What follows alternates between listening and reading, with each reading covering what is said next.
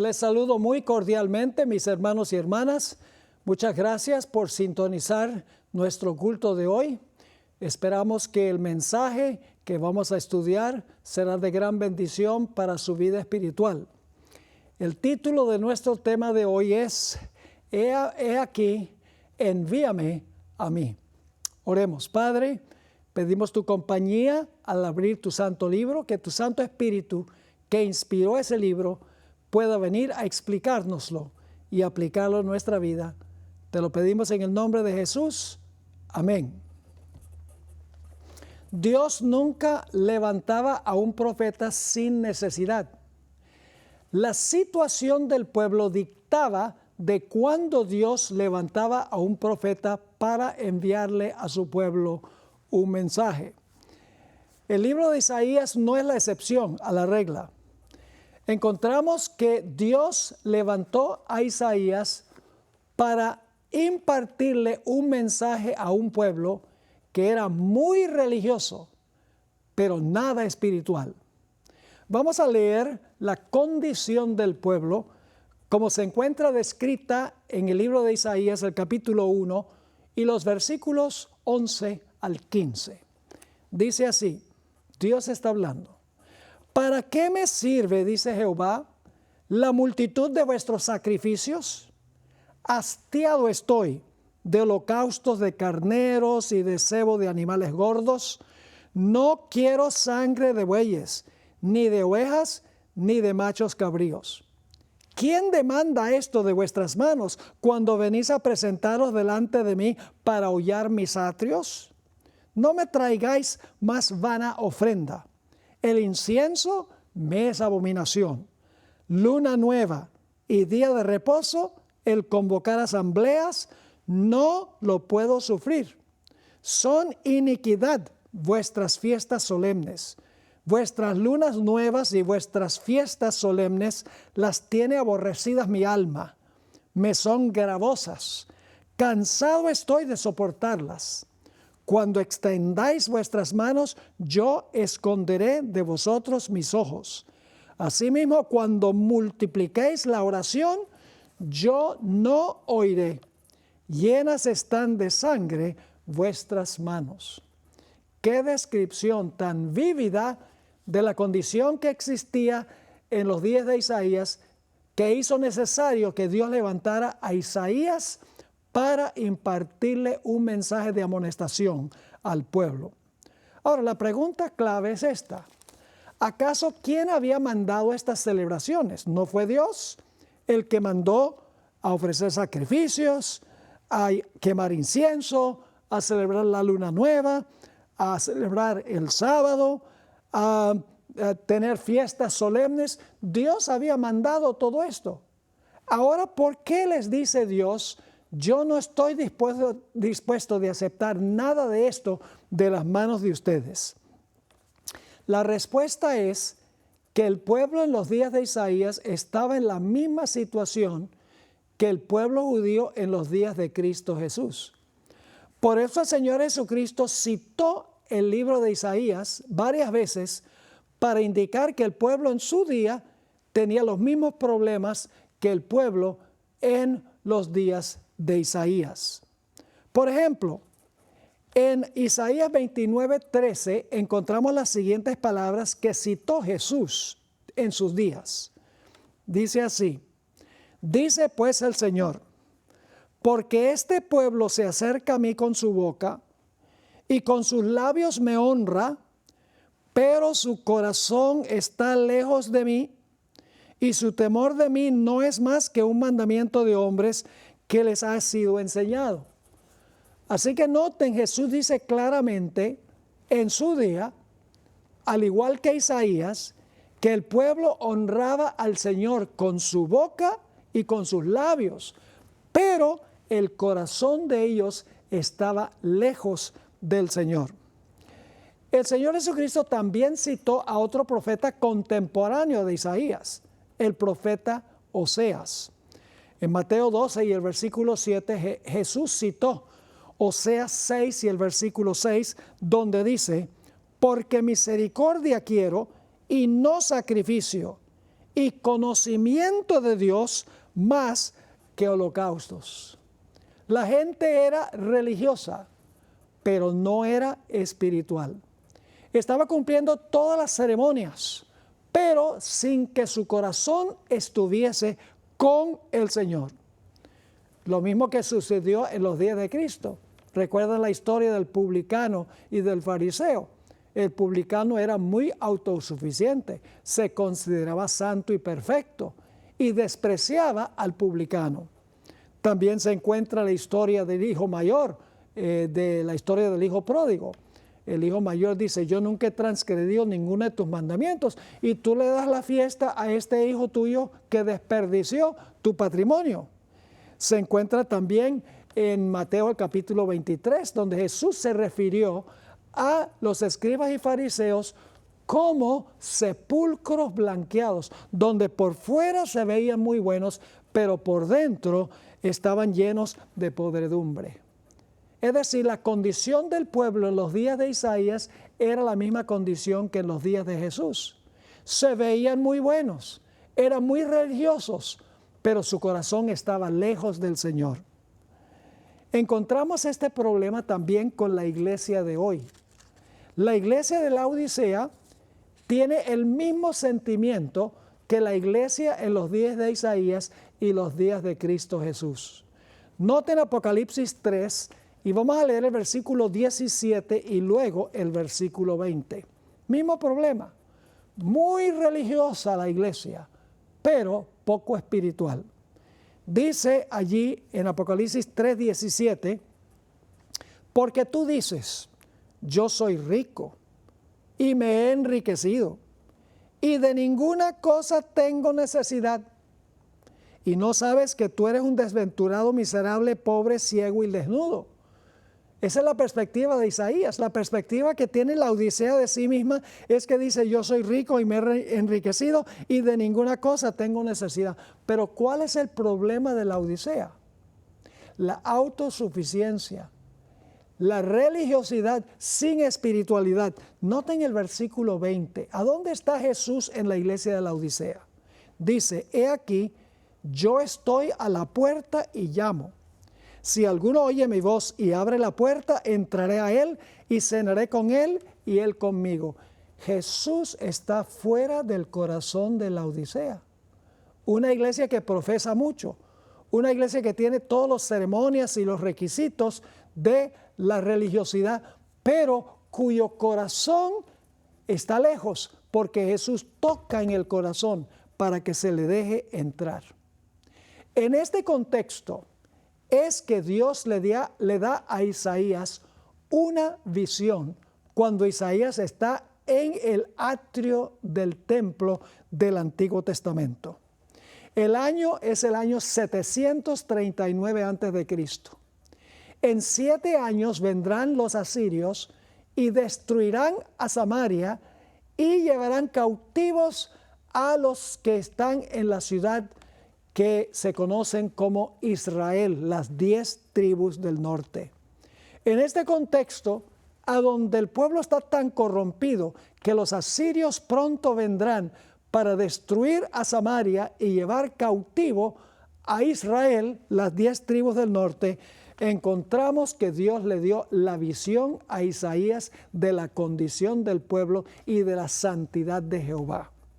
Noten Isaías 6 y el versículo 1 al 4. En el año que murió el rey Usías, vi, es una visión, vi yo al Señor sentado sobre su trono alto y sublime, y sus faldas llenaban el templo. Por encima de él había serafines. Cada uno tenía 6 alas. Con 2 cubrían sus rostros, con 2 cubrían sus pies, y con 2 volaban. Y el uno al otro daba voces diciendo, Santo, Santo, Santo, Jehová de los ejércitos, toda la tierra está llena de su gloria. Y los quiciales de las puertas se estremecieron con la voz del que clamaba, y la casa se llenó de humo.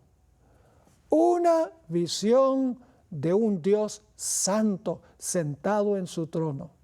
en contraste con la pecaminosidad del pueblo. Elena White describió por qué los serafines cubrían sus rostros y cubrían sus pies con 4 de sus 6 alas. En el libro Historia de la Redención, página 254, ella escribió: allí, junto al arca en el cielo, hay ángeles vivientes, con una de sus alas cubriendo el propiciatorio y dirigida hacia lo alto, y con la otra cubriéndose a sí mismos en señal de reverencia y humildad. Los ángeles tenían un espíritu de reverencia, un espíritu de humildad. ¿Cuán diferente es la iglesia de hoy en día?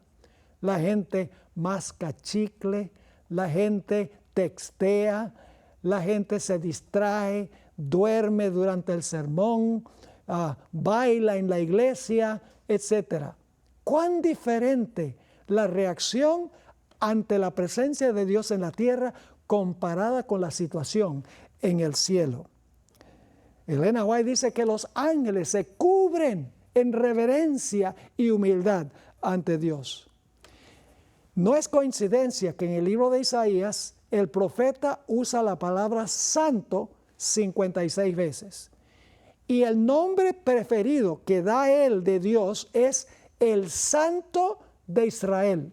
Quedó impactado con la santidad de Dios y con la pecaminosidad y maldad del pueblo.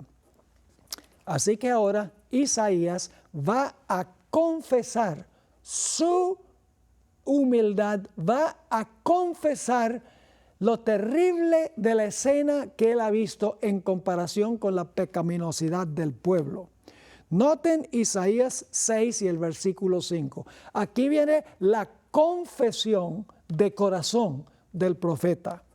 Dice así: entonces dije, ay de mí, que soy muerto, porque siendo hombre inmundo de labios y habitando en medio de pueblo que tiene labios inmundos, han visto mis ojos al Rey, Jehová de los ejércitos. Quedó tan impactado con la santidad de Jehová que él dice: estoy deshecho, estoy muerto, porque soy inmundo de labios y habito entre una gente que también es inmunda de labios llenos de pecados. Elena White explicó la reacción de Isaías cuando contempló la santidad de Dios. Saben, antes de leer esta cita, uno de los grandes problemas que nosotros tenemos hoy en día es lo que estamos mirando y lo que estamos oyendo. Si nosotros a nuestros ojos ponemos las cosas seculares, películas, lo que vemos en el internet, la televisión, y estamos dedicando la mayor parte de nuestro tiempo a esto, no vamos a sentir nuestra pecaminosidad, pero cuando contemplamos la santidad de Dios, en contraste con estas cosas, inmediatamente nuestra reacción sería la que tuvo el profeta Isaías. Noten cómo Elena White describió la situación de Isaías, cómo se sintió. Esto se encuentra en el libro Profetas y Reyes. Mientras Isaías contemplaba esta revelación de la gloria y majestad de su Señor, se quedó abrumado con un sentido de la pureza y la santidad de Dios. Cuán agudo contraste notaba entre la incomparable perfección de su Creador y la conducta pecaminosa de aquellos que juntamente con él mismo se habían contado durante mucho tiempo entre el pueblo escogido de Israel y de Judá. Así que al contemplar la santidad de Dios, al tener la visión de la santidad de Dios, ahora Isaías confiesa su pecaminosidad y su maldad juntamente con el pueblo. La reacción de Isaías fue similar a la reacción de todos los grandes héroes de la Biblia. Por ejemplo, Moisés, según Éxodo 3 y el versículo 6, cuando se encontró con Dios en la zarza ardiente, dice: entonces Moisés cubrió su rostro porque tuvo miedo de mirar a Dios. ¿Y qué diríamos de Daniel? En Daniel 10 y el versículo 11 dice: mientras hablaba esto conmigo, está hablando el Señor Jesucristo con él, me puse en pie temblando. Sucedió también con Pedro, después de la pesca milagrosa, según Lucas 5 y el versículo 8, se encontró con Jesús y fíjense lo que le dijo. Viendo esto, Simón Pedro cayó de rodillas ante Jesús diciendo: apártate de mí, Señor, porque soy hombre pecador. Solo cuando contemplamos la pureza y la santidad de Dios nos vemos pecadores y nuestra gran necesidad. El apóstol Pablo también tuvo un sentimiento similar cuando dijo en Romanos 7:24, miserable de mí, ¿quién me librará de este cuerpo de muerte? Y Juan en el Apocalipsis, el capítulo 1 y el versículo 17, cuando ve a Jesús en su estado glorificado, dice: cuando le vi, caí como muerto a sus pies. Todos los grandes héroes que han contemplado la santidad de Dios sienten una intensa reverencia, se sienten como nada ante la presencia de un Dios santo. Pero ahora, como Isaías ha confesado su pecado, porque se ha arrepentido de su pecado, encontramos que Dios ahora lo va a perdonar. Note lo que dice Isaías 6 y el versículo 6 y 7. Lo va a justificar. Justificar es la palabra teológica y perdonar es una palabra que se entiende mejor. Dice en Isaías 6, 6 y 7, y voló hacia mí uno de los serafines, teniendo en su mano un carbón encendido, tomado del altar con unas tenazas. Es del altar de oro en el lugar santo, el altar del incienso. Así que dice: voló hacia mí uno de los serafines teniendo en su mano un carbón encendido, tomado del altar con unas tenazas.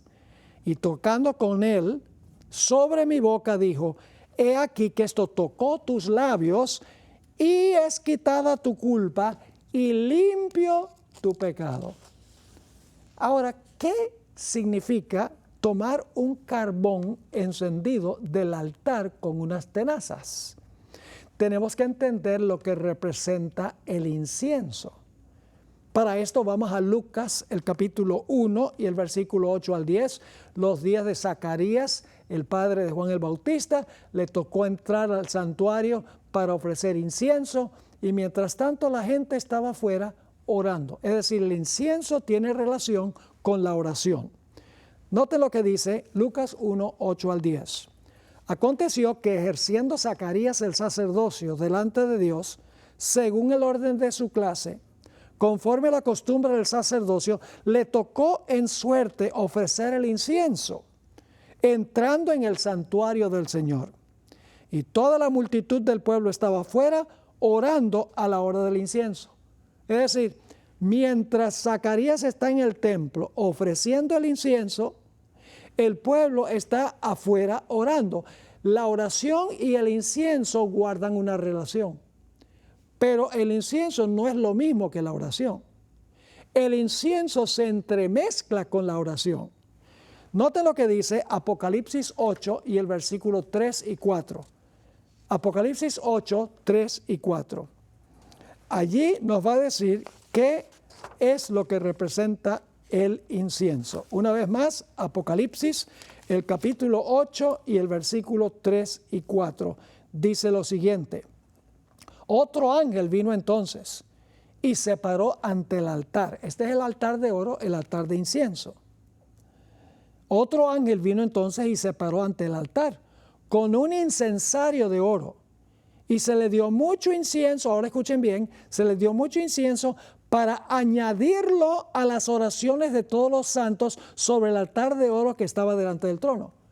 El incienso se entremezcla con las oraciones de los santos. Y luego el versículo 4 dice: y de la mano del ángel subió a la presencia de Dios el humo del incienso con las oraciones de los santos. Es decir, el incienso se entremezcla con las oraciones de los santos. Ahora, la pregunta clave es, ¿qué representa el incienso? Quiero leerles una cita del libro Hijos e Hijas de Dios, página 24. Es una matutina de Elena White desde hace varios años. Dice, Cristo se ha comprometido a ser nuestro sustituto y garante, y no pasa por alto a nadie. Y luego dice, hay un fondo inagotable de obediencia perfecta que surge de su obediencia. Es decir, la obediencia de Cristo es como un depósito, como un fondo inagotable. Inagotable significa que nunca se acaba.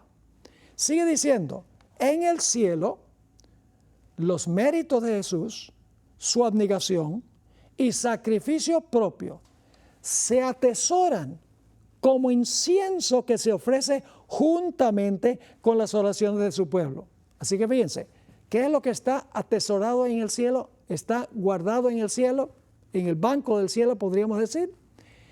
Dice aquí, los méritos de Jesús, la abnegación de Jesús, el sacrificio propio de Jesús, es lo que Él mezcla con las oraciones de los santos. Sigue la cita. Cuando las sinceras y humildes oraciones, no es toda oración, dice, cuando las sinceras y humildes oraciones de los pecadores ascienden al trono de Dios, Cristo entremezcla con ellas los méritos de su propia vida de perfecta justicia. Nuestras oraciones resultan fragantes gracias a este incienso. Cristo se ha comprometido a interceder en nuestro favor y el Padre siempre oye al Hijo. ¡Qué cita tan espectacular! Es decir, que cuando nosotros oramos, como dice aquí, con oraciones sinceras y humildes, nosotros no podríamos orar y presentar esas oraciones directamente al Padre. Pero cuando Jesús entremezcla con nuestras oraciones sinceras y humildes los méritos de su perfecta obediencia, somos aceptos en el amado, porque Él es nuestro sustituto y nuestro garante. Eso fue lo que ocurrió con el profeta Isaías. Confesó su pecado porque se había arrepentido y ahora Dios le dice, tu pecado, o tu culpa es quitada y limpio tu pecado. En 1 Juan 1:9, la primera parte del versículo, en un momento vamos a ir a la segunda parte del versículo, dice, si confesamos nuestros pecados, que es lo que hizo Isaías, Él, Jesús, es fiel y justo para perdonar nuestros pecados. Así que Isaías confesó sus pecados y como resultado Dios perdonó sus pecados. Pero Dios quiere darnos más que perdón. Dios también quiere purificar nuestro corazón para que podamos vivir una vida de obediencia a Él. Noten nuevamente Isaías 6, 6 y 7. Ya hablamos de que Dios le dijo que su pecado era perdonado. Pero ahora quiero que noten que también Dios le prometió algo más a Isaías. Dice, voló hacia mí uno de los serafines, teniendo en su mano un carbón encendido, tomado del altar con unas tenazas. Y tocando con él sobre mi boca, dijo, he aquí que esto tocó tus labios y es quitada tu culpa. Es decir, la culpa por su pecaminosidad. Pero luego dice, y limpio tu pecado. Dios no solamente quiere perdonar nuestro pecado, también quiere limpiar la fuente que nos lleva a pecar. Quiere limpiar el corazón. Por eso en 1 Juan 1 y el versículo 9, completando ahora el versículo, dice, si confesamos nuestros pecados, Él es fiel y justo para perdonar nuestros pecados, y ahora escuchen, y limpiarnos de toda maldad. Cristo no quiere sencillamente perdonar nuestros pecados y dejar la fuente que llevó a esos pecados sucia. Él quiere darnos perdón y quiere darnos también pureza. Por eso Elena White escribió en Mensajes para los Jóvenes, página 32, la justicia por la cual somos justificados es imputada. Eso significa sencillamente que la justicia la justicia por la cual somos justificados nos es acreditada a nuestra cuenta, no es nuestra. La justicia de Cristo se nos pone a nuestra cuenta. Pero hay más. La justicia por la cual somos justificados es imputada. La justicia por la cual somos santificados, es decir, vivir una vida santa, es impartida. La primera, la justicia que nos justifica, la primera es nuestro derecho al cielo y el segundo, nuestra idoneidad para el cielo. Cristo no llevará al cielo solo gente perdonada. El Señor Jesucristo llevará al cielo gente que ha sido perdonada y persona que ha recibido el Espíritu Santo en el corazón, se ha purificado su vida y son idóneos para ir a la patria celestial. Hay un famoso himno, Roca de la Eternidad. Ese himno, lamentablemente, cuando se traduce un himno, se pierde algo de la fuerza del original. En el original, la última parte de este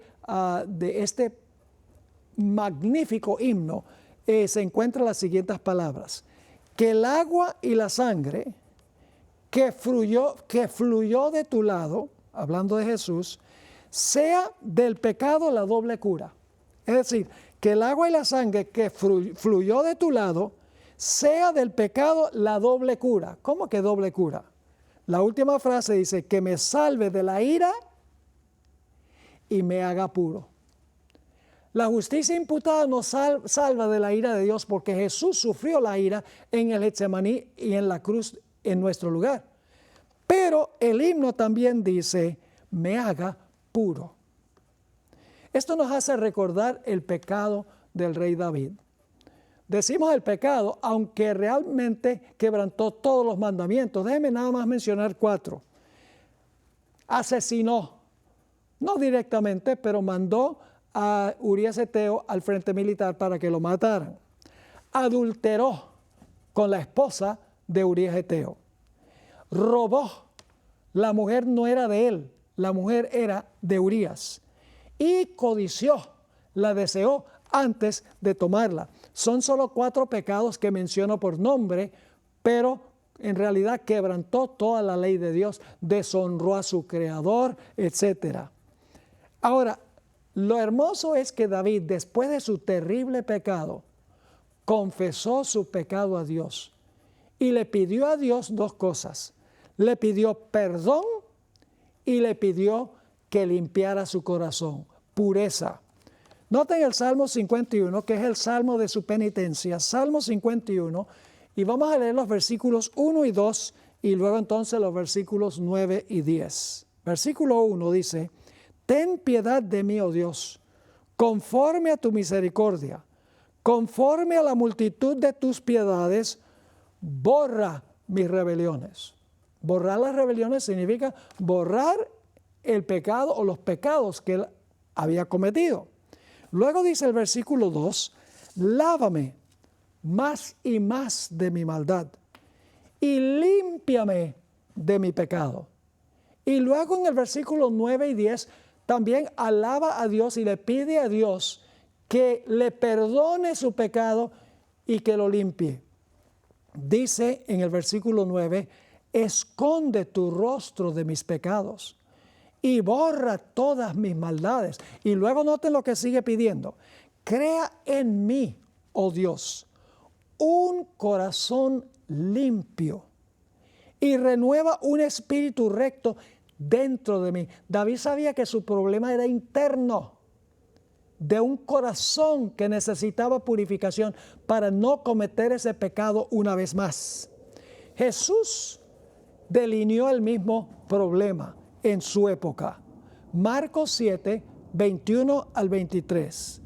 Porque de dentro del corazón de los hombres salen los malos pensamientos, los adulterios, las fornicaciones, los homicidios, los hurtos, las avaricias, las maldades, el engaño, la lascivia, la envidia, la maledicencia, la soberbia, la insensatez. Todas estas maldades de dentro salen y contaminan al hombre. ¿Dónde tiene el hombre el problema? Dios puede perdonarnos 1000 veces el mismo pecado, pero Dios quiere limpiar la fuente para que no continuemos cometiendo ese mismo pecado. De dentro del corazón salen todas estas cosas que menciona Jesús. De adentro salen las cosas que nos contaminan. Por eso Jesús citó a Isaías. En Mateo 15:8, el Señor Jesucristo dijo: este pueblo de labios me honra, mas su corazón está lejos de mí. Esto me hace pensar a mí cuando yo era niño y estaba estudiando en el colegio Ricardo Greenwich en la ciudad de Caracas. A veces se me escapaba una mala palabra y el director del colegio llamaba a mi mamá y le contaba, y cuando llegaba a la casa yo sabía que me esperaba. Me esperaba una barra de jabón y mi mamá me lavaba la boca con jabón. Y un día, saboreándome el jabón, le dije a mi mamá: oye mamá, estás haciendo contrario a lo que dice la Biblia. Y me dijo: ¿cómo es eso? Le dije: mira, Jesús dijo, de la abundancia del corazón habla la boca. Entonces lo que tienes que hacer es limpiar mi corazón para que no me salga la mala palabra por la boca. Se quedó pensando. Debo decir que de ahí en adelante siguió lavándome la boca con jabón. Ahora, también Dios quería la experiencia no solo de perdón, sino de limpieza para el pueblo de Israel. Isaías 1, 16 al 20, ya leímos el versículo 11 al 15 que describe la condición de Israel. Ahora vamos a leer lo que Dios quería para el pueblo. Quería que vencieran el pecado, que vivieran vidas santas.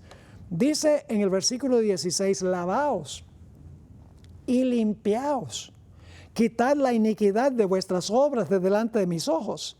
Dejad de hacer lo malo, aprended a hacer el bien. Buscad el juicio, restituid al agraviado, haced justicia al huérfano, amparad a la viuda. Venid luego, dice Jehová, y estemos a cuenta. Si vuestros pecados fueren como la grana, como la nieve serán emblanquecidos. Si fueren rojos como el carmesí, vendrán a ser como lana blanca. Si quisiereis y oyereis, Dios le dice a Israel, comeréis del bien de la tierra. Si no quisiereis y fuereis rebeldes, seréis consumidos a espada, porque la boca de Jehová lo ha dicho. Noten que Dios quería también para el pueblo no solo perdón, sino pureza. Dice: lavaos, limpiaos, dejen de hacer lo malo, hagan el bien. Sus pecados serán emblanquecidos, serán como lana limpia. Si ustedes me obedecen, no vendrán a los asirios para cautivar y destruir al pueblo de Israel. Así que Isaías sabe la condición, ha captado la visión. La visión lo ha hecho dar la confesión de su pecaminosidad. Dios en su misericordia le dice: tu pecado está perdonado y te he limpiado el corazón. Y entonces ahora se oye una voz en el cielo que dice algo muy interesante. ¿Quién le va a ir a contar a Israel lo que Isaías ha visto en la visión? Isaías 6 y el versículo 8 dice: después oí la voz del Señor que decía: ¿a quién enviaré? ¿Y quién irá por nosotros? ¿Quién va a contarle todo esto, la santidad de Dios, a Israel? Y Isaías no puede resistir decir las palabras que todos conocemos muy bien. Sigue diciendo: entonces respondí yo: heme aquí, envíame a mí. Hay algo muy importante aquí. Cuando captamos la visión de un Dios santo, como resultado de eso, nos arrepentimos y confesamos nuestro pecado.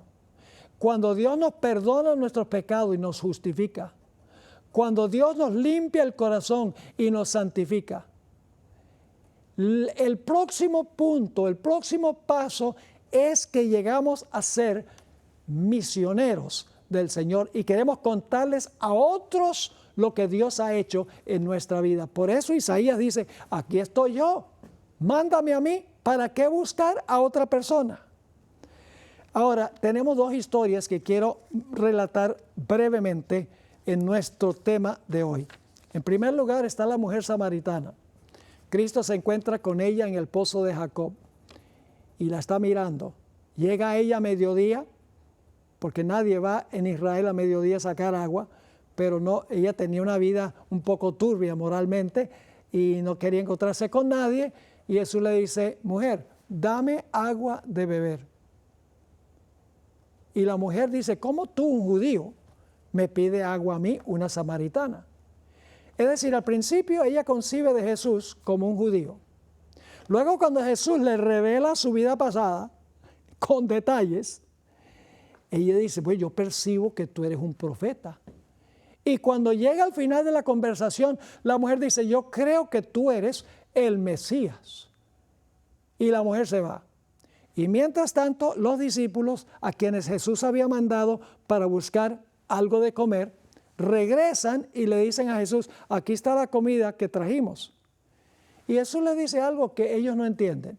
Mi comida y mi bebida es hacer la voluntad de mi Padre y terminar su obra.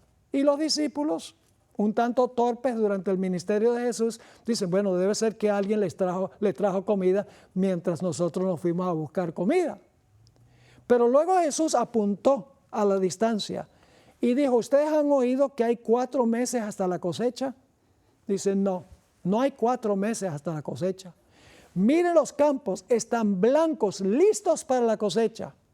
Jesús no estaba apuntando a campos de cebada y campos de trigo. Según el deseo de todas las gentes, estaba apuntando hacia la mujer samaritana que venía con todo el pueblo de Sicar para presentarles a Jesús, el Mesías que había descubierto. La que recibió el perdón y la pureza, ahora llega a ser testiga en su tierra y trae a otros a los pies del Señor Jesucristo. En Juan, el capítulo 4 y el versículo 13 y 14, Juan 4 y el versículo 13 y 14, encontramos un par de versículos de este relato que quiero leer en estos momentos. Juan, el capítulo 4 y los versículos 13 y 14. Dice allí, respondió Jesús y le dijo, cualquiera que bebiere de esta agua volverá a tener sed. Es decir, si tú bebes el agua del pozo de Jacob, vas a tener sed otra vez. Pero luego le dice, mas el que bebiere del agua que yo le daré, que está hablando del derramamiento del Espíritu Santo en el día del Pentecostés, mas el que bebiere del agua que yo le daré, no tendrá sed jamás, sino que el agua que yo le daré será en él una fuente de agua que salte para vida eterna. Es decir, tomamos el agua y llegamos a ser manantiales de agua de bendición para los demás. La samaritana bebió el agua, recibió la salvación e inmediatamente fue a contarle a otros el agua que entró en ella, ahora sale en bendición. Volviendo otra vez a David, cuando David tuvo la seguridad del perdón y cuando Dios le purificó el corazón, ahora David dice, ahora yo le voy a contar a los demás la maravillosa gracia de Dios para que también ellos abandonen sus pecados. Noten el Salmo 51 y el versículo 12 y el versículo 13. Dice David, vuélveme el gozo de tu salvación y espíritu noble me sustente. Entonces, fíjense, entonces enseñaré a los transgresores tu camino y los pecadores se convertirán a ti. Dice David, no solamente perdóname, no solamente límpiame, sino heme aquí, envíame a mí. Yo le enseñaré a los transgresores tus caminos y los pecadores se convertirán a ti.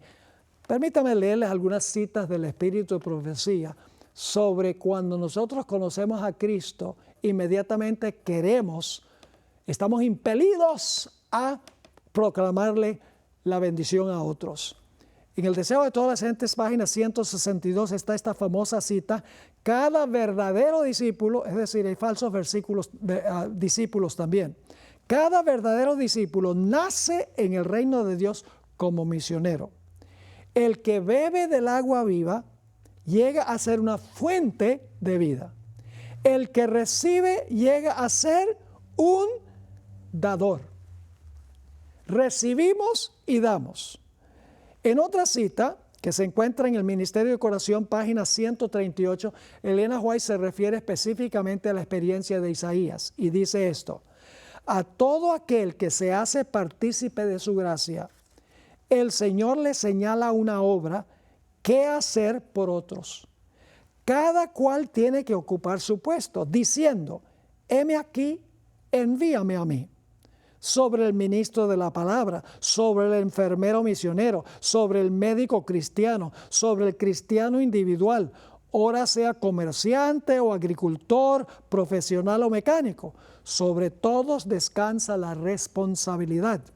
Nuestra tarea es revelar a los hombres el evangelio de su salvación. Toda empresa en que nos empeñemos debe servirnos de medio para dicho fin. ¡Qué cita tan extraordinaria! También está esta cita en Servicio Cristiano, página 27. Todo el que tiene una conexión con Dios impartirá luz a los demás. Si alguien que no tiene luz para dar, es porque no está conectado con la fuente de la luz. Si nosotros no sentimos el deseo intenso de iluminar a otros, es porque nosotros no estamos conectados con Jesús, la fuente de la luz. Es como el sol y la luna. Jesús dijo: yo soy la luz del mundo, pero también dijo: vosotros sois la luz del mundo. ¿Cómo es posible decir que Cristo es la luz del mundo y que nosotros somos la luz del mundo? Bueno, Jesús es como el sol, luz original. Y cuando el sol brilla sobre la luna proyecta la luz a la tierra. De la misma manera, cuando nosotros recibimos a Jesús, nuestra vida se llena de luz. Y entonces nosotros llegamos a reflejar esa luz a nuestros semejantes. Si la luna no estuviera conectada con el sol, no impartiría luz. De la misma manera, si nosotros no estamos conectados con Jesús, no tendremos luz para dar. Hay una cita también en el libro Obreros Evangélicos, página 365, donde dice: la obra de Dios en esta tierra nunca podrá terminarse hasta que los hombres y mujeres que componen el total de miembros de nuestra iglesia se movilicen a la obra y unan sus esfuerzos con los de los pastores y dirigentes de las iglesias. Pastores, dirigentes y miembros de iglesia, todos juntos compartiendo con otros la maravillosa gracia y el amor de nuestro Dios. Pero algunos dicen: bueno, para esto le pagamos al pastor para que el pastor proclame el mensaje. O dicen como Moisés: yo no sé expresarme, no sé hablar. O tal vez, aún peor, decimos: no tengo tiempo, estoy muy ocupado, necesito tener 2 trabajos para ganarme la vida. Otros dicen: pero tengo miedo de que los que escuchen el mensaje lo van a rechazar. Otros dicen: nuestro mensaje es tan impopular con la gente, mejor proclama un mensaje que sea compatible con el modo de pensar de ellos. Hermanos y hermanas, todas estas razones en realidad tienen como base el egoísmo cuando lo pensamos bien. Ahora, Isaías, cuando se ofreció para testificar, no sabía en lo que se estaba metiendo. Dios ahora le dice: tu trabajo va a ser supremamente difícil. Su mensaje iba a levantar gran oposición. La mayoría de los que reclamaban seguir a Dios lo iban a odiar. Igualmente que los líderes de la época de Jesús odiaban el mensaje del Señor Jesucristo. La vida de Isaías, la obra de Isaías no iba a ser fácil. Lo iban a rechazar. Lamentablemente hoy en día nosotros lo que queremos es ser políticamente correctos. Queremos ser populares. No queremos que se nos rechace. Y por eso muchas veces diluimos el mensaje para que sea compatible con lo que creen las demás iglesias. Mis hermanos y hermanas, los que proclaman el mensaje de Dios siempre tendrán oposición. Y muchos sufrieron el martirio y en el futuro algunos sufrirán el martirio por hablar claramente el mensaje de Dios. Podemos pensar de la historia de Caín y Abel, a donde comenzó. Cuando Caín no ofreció un sacrificio de sangre, Abel trató de razonar con él. Le dijo, Caín, pero si ofreces lo que Dios pidió, tú también vas a ser bendecido. Y eso fue lo que causó que Caín se ensañara con él y lo matara. ¿Qué diríamos de los profetas del Antiguo Testamento? Todos eran odiados por el pueblo a quienes eran enviados. ¿Qué diríamos de Juan el Bautista? Su mensaje al rey Herodes, no debes tomar por mujer a Herodías, lo enojó a Herodías en contra de él. ¿Qué diríamos de Jesús? El mensaje de Jesús fue odiado. Siempre que en la Biblia un mensajero proclama la verdad, el resultado es oposición. Y si no hay oposición, tenemos que preguntarnos si estamos haciendo lo que Dios quiere que nosotros hagamos. ¿Qué diríamos de los valdenses? Durante los 1260 años que fueron perseguidos por una iglesia que profesaba seguir al Señor. ¿Y qué diríamos al final de la historia? Noten lo que dice Juan, el capítulo 16 y el versículo 1 al 3. Juan 16 y el versículo 1 al 3. Jesús está hablando a sus discípulos y les dice, estas cosas os he hablado para que no tengáis tropiezo. Os expulsarán de las sinagogas. Hoy les decimos iglesias. Y aún viene la hora cuando cualquiera que os mate pensará que rinde servicio a Dios. Y harán esto porque no conocen al Padre ni me conocen a mí. Jesús predijo que sus discípulos iban a ser martirizados. Y solo uno no fue martirizado, que fue Juan, quien fue exiliado a la isla de Patmos. Noten lo que dice también Juan 15 y el versículo 18 y 19. ¿Por qué será que hoy no hay persecución en contra de la iglesia adventista, nuestra querida iglesia adventista? ¿Será porque nos hemos acomodado al mundo, queremos ser políticamente correctos, no somos capaces de denunciar el pecado? ¿Será esas las razones por las cuales hoy no hay persecución? La hermana White dice que sí. En el libro Conflicto de los Siglos, página 52, ella dice, hay una sola razón por la cual la iglesia hoy no es perseguida, porque se ha acomodado al mundo y por lo tanto no despierta oposición. El apóstol Pablo dijo, todo el que quiera vivir piamente en Cristo Jesús padecerá persecución. Noten Juan 15 y el versículo 18 y el versículo 19. Aquí dijo Jesús, si el mundo os aborrece, sabed que me ha aborrecido antes a mí que a vosotros. Si fuerais del mundo, el mundo amaría lo suyo, pero porque no sois del mundo, antes yo os elegí del mundo, por eso el mundo os aborrece. El mensaje adventista no es un mensaje popular cuando se proclama al mundo. Es un mensaje que despierta oposición. Y cuando se proclama el fuerte clamor, la oposición será muy grande.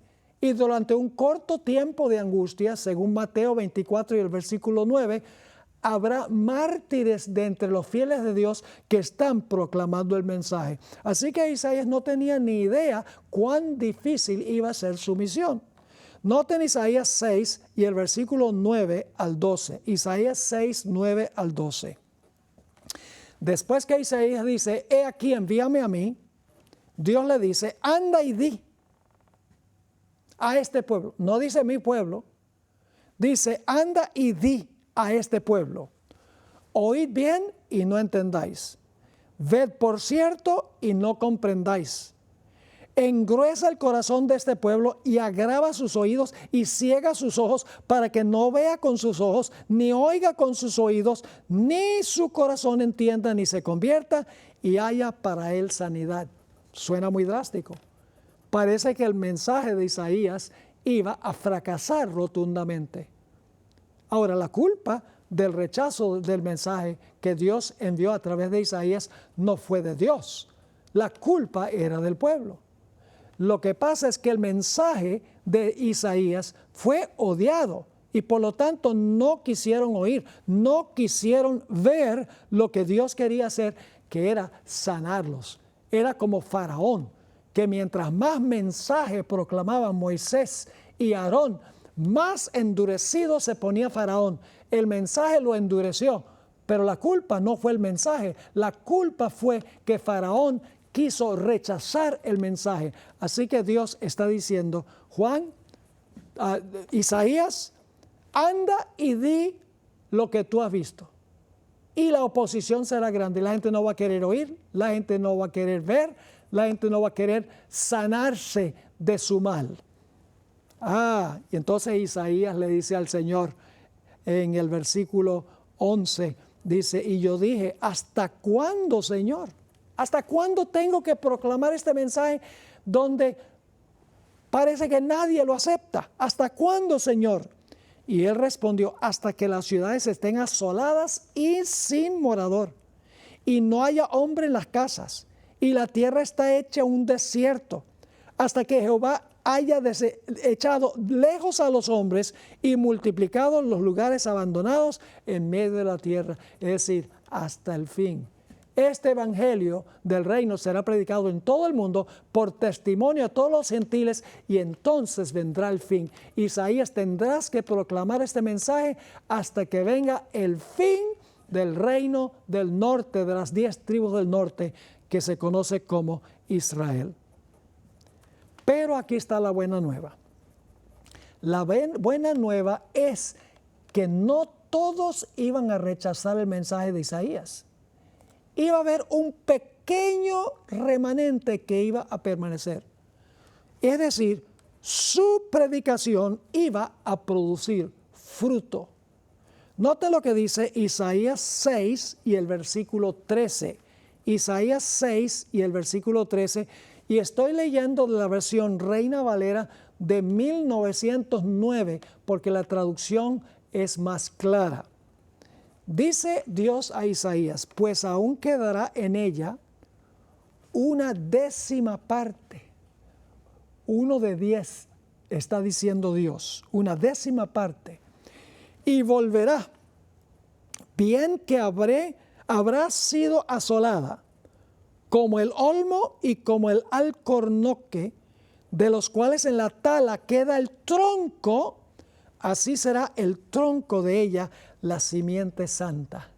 Se iba a cortar el árbol, pero iba a quedar el tronco y el tronco iba a retoñar con el remanente.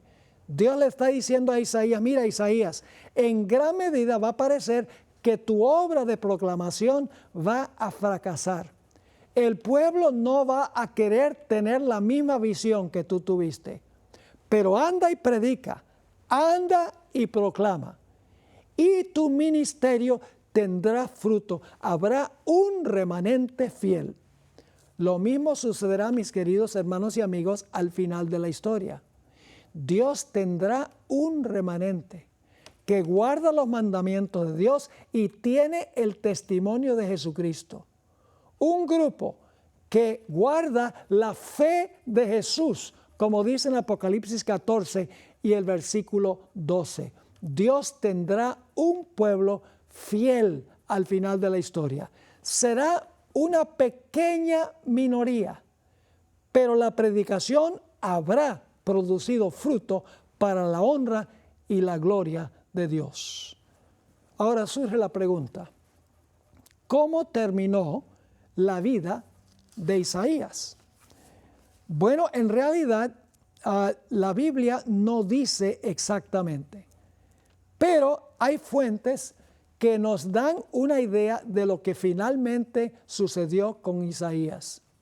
Al proclamar el mensaje, mis queridos hermanos y amigos, Isaías sufrió martirio. Y ustedes dicen, pero pastor, ¿dónde dice la Biblia que Isaías sufrió un martirio? Para eso tenemos que ir a Hebreos, el libro de Hebreos, el capítulo 11, Hebreos el capítulo 11, y vamos a encontrar allí qué fue lo que ocurrió con Isaías. 11:37, Hebreos 11:37 habla de los sufrimientos de los héroes del Antiguo Testamento. Dice, fueron apedreados, y ahora fíjense esta palabra, aserrados, cortados con serrucho. ¿Qué significa eso? Bueno, terminemos el versículo. Fueron apedreados, aserrados, puestos a prueba, muertos a filo de espada, anduvieron de acá para allá, cubiertos de pieles de ovejas y de cabras, pobres, angustiados, maltratados, de los cuales el mundo no era digno, errando por los desiertos, por los montes, por las cuevas y por las cavernas de la tierra, ocultándose para no sufrir el martirio. La palabra aserrados aquí es una palabra muy significativa. Aserrados, ¿qué significa eso? Bueno, hay 4 fuentes extrabíblicas que dicen que Isaías se escondió en el tronco de un árbol porque había un rey que quería, el rey Manasés, quería matarlo y se ocultó en un tronco de un árbol. Y cuando Manasés lo descubrió allí, lo que hizo fue cortar el tronco en 2 con Isaías adentro. Por eso dice aserrados. Ahora, ¿cuáles son esas 4 fuentes extrabíblicas? Y luego vamos a leer lo que dice el Espíritu Profecía.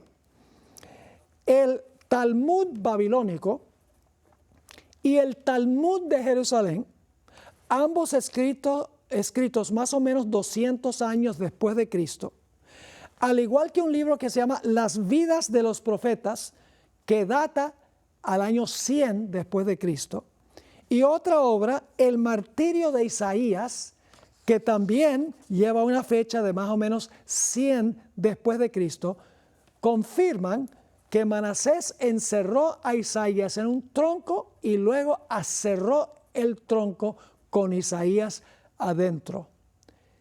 La Biblia nos insinúa eso allí en Hebreos el capítulo 11 y el versículo 37. Elena White confirma esto en el libro Profetas y Reyes, página 281.